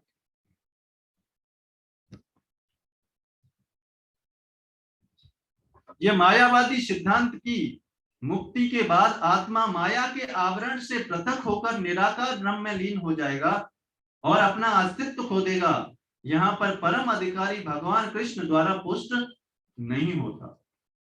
कुछ लोगों का ऐसा मानना है कि ये जो आत्मा है वो जब ये शरीर छोड़ेगा और भगवान के पास जाएगा तो भगवान में विलीन हो जाएगा। ऐसा नहीं है, नहीं तो भगवान ये नहीं बोलते कि ये आत्मा हमेशा एग्जिस्ट करता है। इंडिविजुअलिटी है, हम भगवान के धाम में जाके भगवान की इंडिविजुअल सेवा कर सकते हैं, ये इंडिविजुअलिटी हमेशा रहती है, मर्ज होने का कोई कंसेप्ट नहीं है। जो आप भागवतम पढ़ते हैं, जितनी भी जो आप देंगे शिशुपाल या दंत वक्र, जिनकी आत्मा भगवान के शरीर में गई, इसका मतलब वो विलीन नहीं हुई। अब भगवान के शरीर में पूरा ब्रह्मांड है, पूरा आध्यात्मिक जगत है, भगवान से परे तो कुछ चीज है नहीं, तो जहां जो थे वहां पर चले जाते उस विलीन का मतलब ये नहीं कि यहाँ विलीन हो गए, यानी जैसे जैसे लोग उदाहरण देते हैं कि जैसे नदी समुद्र में मिल जाती है ना, वैसे ये आत्मा भगवान में मिल जाती है। लेकिन आप देखेंगे जो मॉलिक्यूल्स हैं, जो एटम्स हैं वाटर के, वो समुद्र में भी जाके अलग अलग रहते मिलते नहीं है नहीं, अलग अलग रहते हैं, इंडिविजुअल रहते हैं। उसी तरीके से आत्मा स्पिरिचुअल एटम है। भगवान के पास जाके वो मिलती नहीं भगवान में, नहीं तो सेवा का कंसेप्ट ही नहीं होता, है ना। ना ही इस सिद्धांत का समर्थन होता है कि बद्ध अवस्था में ही हम अस्तित्व का चिंतन करते हैं। यहाँ पर कृष्ण स्पष्टतः कहते हैं कि भगवान तथा अन्यों का अस्तित्व भविष्य में भी अक्षुण्ण रहेगा, जिसकी पुष्टि उपनिषदों द्वारा भी होती है। तो हम क्या हमेशा एग्जिस्ट करते हैं और हमेशा एग्जिस्ट करेंगे, यही इटर्निटी का प्रिंसिपल है। अगर हम मर्ज हो जाएंगे तो इटर्निटी का प्रिंसिपल काम नहीं करेगा। कृष्ण का यह कथन प्रमाणिक है क्योंकि कृष्ण माया वश नहीं है ना। ऐसा नहीं कि भगवान कृष्ण को थोड़ा सा नॉलेज है, भगवान कृष्ण को सारा ज्ञान है, क्योंकि उन्होंने नहीं तो सारी चीजें बनाई है यदि अस्तित्व तथ्य ना होता तो फिर कृष्ण इतना बल क्यों देते, और वह अभी भविष्य के लिए। मायावादी यह तर्क कर सकते हैं कि कृष्ण द्वारा कथित अस्तित्व आध्यात्मिक न होकर भौतिक है। अब हम लास्ट कंसेप्ट समझते हैं। तो ये प्रॉपर्टीज हमने कुछ समझी हैं आत्मा की, जिससे कि हमारे जीवन में बहुत लोग बोलते हैं कि ये आध्यात्मिक ज्ञान का क्या फायदा होगा हमारे जीवन में, है ना। जैसे लोग बोलते हैं देखो हमारे पास इस टेक्नोलॉजी का बड़ा है, इससे बहुत फायदा होता है नहीं। देखो मोबाइल फोन से कितना फायदा होता है, होता कि नहीं होता, होता है हमारे जीवन में। उसी तरीके से आध्यात्मिक जीवन में भी फायदा होता है, लेकिन उसको ऑब्जर्व करें तब तो नहीं। शरीर पे भी फायदा होगा, बहुत मेहनत नहीं करनी पड़ेगी हमको, कम बेसिक नेसेसिटी में कम मेहनत में काम निकाल लेंगे हम अपना, है नहीं। तो ये आध्यात्मिक ज्ञान के क्या है, एप्लीकेशंस हैं। इन एप्लीकेशन से ये फायदा होता है, समय बचता है हमें, मेहनत बचती है हमारी, पैसा बचता है हमारा, प्रैक्टिकल एप्लीकेशन है। यदि अब हम समझेंगे what is the mistake to understand Bhagavad Gita. जो भगवत गीता हमारे पास है उसको समझने में हम कहां गलतियां कर रहे हैं या कहां पर गलती हो जाती है। यदि हम इस तर्क को कि अस्तित्व भौतिक होता है स्वीकार कर भी लें तो भी, तो फिर कोई कृष्ण के अस्तित्व को किस प्रकार पहचानेगा। कृष्ण सदा सर्वदा अपना अस्तित्व बनाए रहते हैं। कृष्ण भगवान कृष्ण एक व्यक्ति हैं, वो हमेशा एग्जिस्ट करते हैं, और उनका धाम है गोलोक वृंदावन धाम, जिसका शास्त्रों में इतना डिटेल में वर्णन है। बशर्ते कि हम उनको पढ़ें तो सही। आप देखो यूनिवर्सिटी में बुक्स हैं, नॉलेज है, जब तक आप उसको पढ़ेंगे नहीं तो आप कैसे पता चलेगा।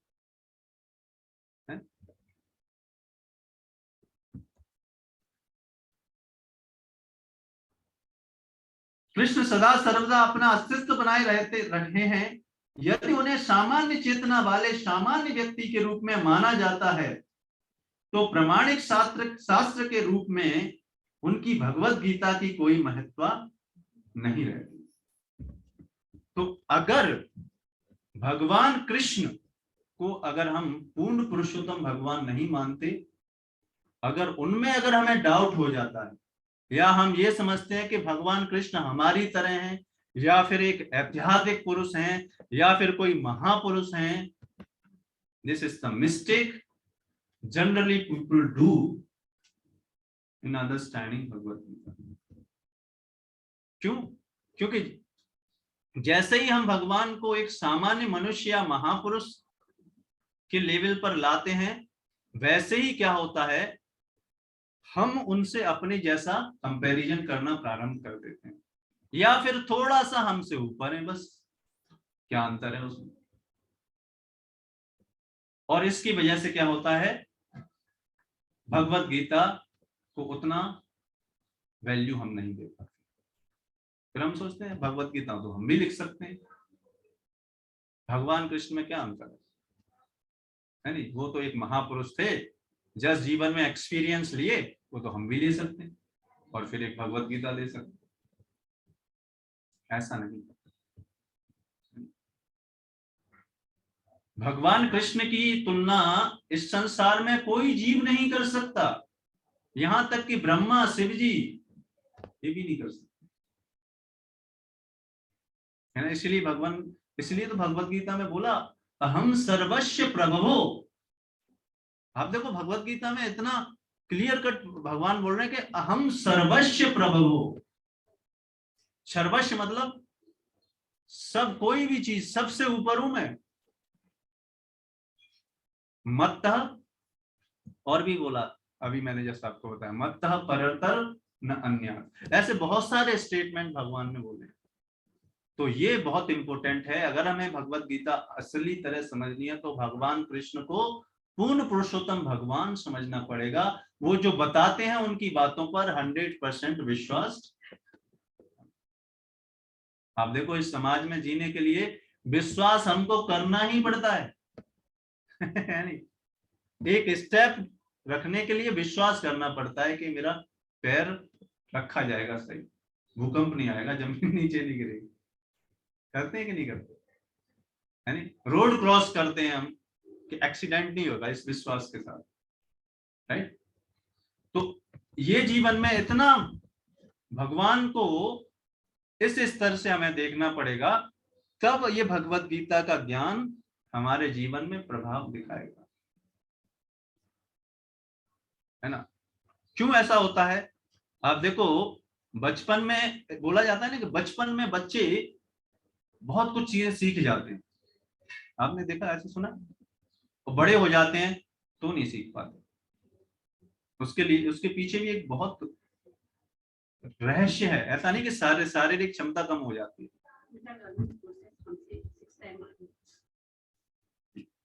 और एक और मैं आपको कंसेप्ट बताता हूं, वो कंसेप्ट ये है कि बचपन में बच्चे का जो फेथ होता है अपने शिक्षक पर, वो 100% होता है। इसलिए वो शिक्षक जो बताता है वो एज इट इज समझता है और अपने जीवन में उसको इंप्लीमेंट करता है। इस वजह से बच्चे ज्यादा सीखते हैं। अगर यही विश्वास बड़े होकर भी रहे ना तो वो उससे ज्यादा उस समय भी सीख पाए। केवल होता क्या है, समय के अनुसार हमारा और वो सम्मान कम हो जाता है। और वो आध्यात्मिक जगत में भी, आध्यात्मिक स्पिरिचुअलिटी में भी ऐसे हो जाता है। इसीलिए इसीलिए आप देखो शास्त्रों में इसीलिए बोला गया है कि एक शिष्य को हमेशा अपने गुरु का सम्मान भगवान की तरह करना चाहिए। यहां तक कितना बताया गया कि वो जिस बिस्तर पर लेटते हैं उसको इस्तेमाल नहीं करना चाहिए। वो किस लिए बोला गया, इसलिए बोला गया जिससे कि सम्मान ना कम हो। मेन इंपॉर्टेंट कंसेप्ट ये, इनके पीछे बड़े गूढ़ रहस्य हैं एक्चुअली। तो वो जो सम्मान है, जिस व्यक्ति से हम ज्ञान ले रहे हैं, वो सम्मान जितना होगा उतनी ज्यादा लर्निंग प्रोसेस हमारी रहती है। इसलिए आप देखेंगे शुरू में कोई भी प्रोफेशन में शुरू में जब हम जाते हैं, उस टीचर का प्रोफेशन में जल्दी सीख जाते हैं। जैसे जैसे फिर समय बीतता जाता है, फिर उनको हल्के में लेना प्रारंभ कर देते हैं और फिर वो लर्निंग प्रोसेस क्या हो जाती है, कम हो जाती है। और ये कौन बता रहे हैं, भक्ति विनोद ठाकुर ने एक बुक लिखी है, उसमें ये कंसेप्ट भक्ति विनोद ठाकुर बताते हैं।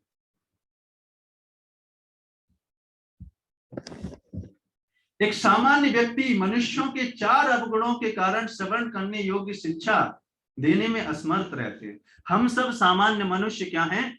4 दोषों से ग्रस्त हैं। इम्परफेक्ट सेंसेस और इंद्रिया इम्परफेक्ट होने की वजह से क्या होता है? हम भ्रम में पड़ जाते हैं, और जब भ्रम में पड़ जाते हैं तो गलतियां करते हैं, और जब गलतियां करते हैं तो उनको छुपाने का प्रयास करते हैं। ये 4 दोष हैं हम सबके अंदर, भगवान के अंदर में। इसलिए भगवान के द्वारा दिया गया ज्ञान क्या है? अपौरुष्य है। कोई गलती हो ही नहीं सकती उसमें हमारे। इसलिए हमारे द्वारा जो डिस्कवर की गई चीजों में स्कोप रहता है, स्कोप फॉर इंप्रूवमेंट्स। भगवान के कार्यों में नहीं होता है। इसलिए ये जो भगवान, जब भगवान को उस स्तर पर देखेंगे तब ये भगवत गीता का ज्ञान हमारे जीवन में बहुत जल्दी असर दिखाएगा, है ना। नहीं तो ये क्या होता है? संशय आत्मा विनश्यति है नहीं तो ये डाउट्स क्या कर देते हैं? इस ज्ञान को हृदय में जाने नहीं देते हैं। और जब तक ये ज्ञान हृदय में जाएगा नहीं, हृदय कोमल कैसे होगा? तो ये कंसेप्ट है जो कि भगवत गीता समझने में जनरली लोग मात खा जाते हैं। इसलिए आप देखेंगे श्रील प्रभुपाद जब इंट्रोडक्शन लिख रहे थे, इसलिए हमने क्यों इतना समय इंट्रोडक्शन में, भूमिका में इसमें इतना समय लगाया, क्योंकि उसमें इंट्रोडक्शन में ही श्रील प्रभुपाद पहले ही बता रहे थे कि भगवत गीता अगर हमें समझना है तो ये समझना पड़ेगा कि कृष्ण परम भगवान है। जब ये समझ में आ जाएगा तो उनकी कही गई सारी बातों पर विश्वास होगा, और जब विश्वास होगा तो हम उसको अपने जीवन में अपनाएंगे, और जब अपनाएंगे तो वो असर भी दिखाएंगे। कोई भी संसारी ग्रंथ गीता की तुलना नहीं कर सकता। श्री कृष्ण को सामान्य व्यक्ति मान लेने पर गीता की सारी महत्ता जाती रहती है। आप देखो ये इंपॉर्टेंट बात, श्री कृष्ण को सामान्य व्यक्ति मान लेने पर भगवत गीता की सारी महत्ता जाती रहती है। ये डिफरेंस है इस भगवत गीता और बाकी बुक्स में जो हमारे द्वारा लिखित गई बुक्स, है ना। हम भी रिसर्च कर रहे हैं, है ना, हम भी रिसर्च करते हैं साइकोलॉजी पर। अब तो आईआईटीज में एक नया सब्जेक्ट ऐड हुआ है, पता है, साइकोलॉजी। क्यों? क्योंकि बिजनेस अगर बढ़ाना है तो व्यक्ति का साइकोलॉजी पता होना चाहिए। इसीलिए बीटेक में एक नया सब्जेक्ट ऐड हुआ आईआईटीज में, साइकोलॉजी का। आप सोचेंगे अरे आईआईटी में ये साइकोलॉजी का क्या कंसेप्ट है? भैया वो आपका दिमाग पढ़ रहे हैं क्योंकि उनको बिजनेस बढ़ाना है नहीं, इसलिए वो इस कंसेप्ट में चल रहे हैं, है नहीं। लेकिन भगवत गीता और भगवान को सामान्य नहीं मान सकते। मायावादियों का तर्क है कि इस श्लोक में वर्णित द्वैत लौकिक है और शरीर के लिए प्रयुक्त हुआ है। नहीं तो आप देखो ये वही उसी कागज की बनी है जिससे, और इससे अच्छा कागज नहीं, अच्छी अच्छी क्वालिटी की बुक्स हैं, इससे अच्छा डिजाइन मिल जाएगा आपको उन बुक्स का, है नहीं। लेकिन जो ज्ञान है वो किस व्यक्ति के द्वारा दिया गया है उससे वह डिपेंड करता है ना। बस अंतर यह है कि ये ज्ञान पूर्ण पुरुषोत्तम भगवान उस व्यक्ति के द्वारा दिया गया है जिसके अंदर कोई दोष नहीं है, वो पूर्ण पुरुषोत्तम भगवान। इसलिए तो उनको बोला जाता है the supreme personality of God है, पूर्ण पुरुषोत्तम भगवान, इसलिए बोला जाता है। हम अपने लिए नहीं बोलते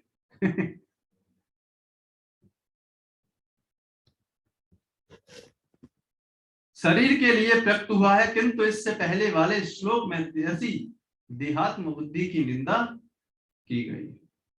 ठीक है, तो what is the mistake to understand Bhagavad Gita? भगवान को हम पूर्ण पुरुषोत्तम नहीं मानते, ये मिस्टेक हो जाती है बस।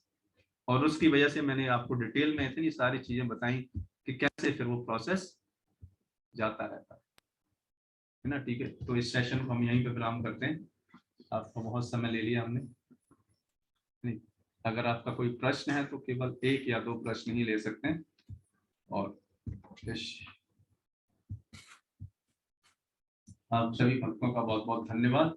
इतना धैर्य पूर्वक सुनने के लिए। एक माता जी का एक प्रश्न है, कलावती माता जी का। माता जी आप अनम्यूट कर सकते हैं। हरे कृष्ण प्रणाम। हाँ जी माता जी बताएं।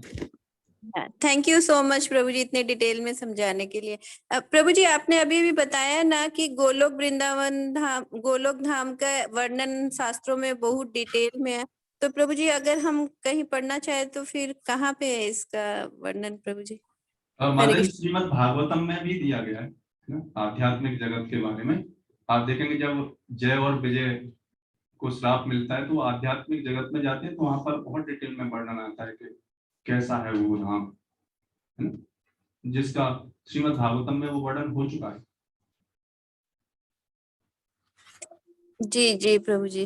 तो प्रभु जी ऐसे फिर हमें ढूंढना पड़ेगा कि कहाँ पे है, जैसे अगर कोई शुरुआत से भागवतम क्लास नहीं किया है तो फिर अब ये मेरे को देखना पड़ेगा कि वो जय विजय वाला कौन सा, थर्ड कैंटो या थर्ड कैंटो के बाद, मतलब वो मैं आपको व्हाट्सएप कर सकता हूँ देख के भागवतम। बट ये अगर आपके पास भागवतम है ना तो आप उसमें कोई भी स्कंद से पहले उसमें इंडेक्स दी होती है, उसमें जो जय विजय को श्राप मिला वहां पे जाएंगे तो पता चल जाएगा इस तरीके से। जी जी प्रभु जी। थैंक यू प्रभु जी। हरे कृष्णा प्रभु जी, धन्यवाद। ठीक है, आप सभी भक्तों का बहुत बहुत धन्यवाद। फिर मिलेंगे अगले हफ्ते, तब तक के लिए हरे कृष्णा। जगत गुरु श्रील प्रभुपाद की जय, निताय गौर प्रेमानंदे हरि हरि बोल। आप सभी भक्तों की जय। हरे कृष्णा प्रभु धन्यवाद। हरे कृष्णा प्रभु जी, दंडवत प्रणाम।